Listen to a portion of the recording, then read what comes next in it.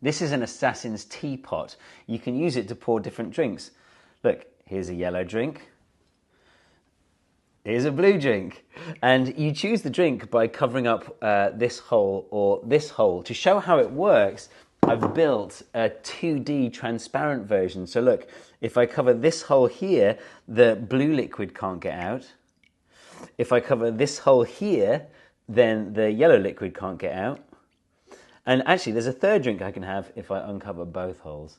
Look, I get a green drink. The assassin's teapot.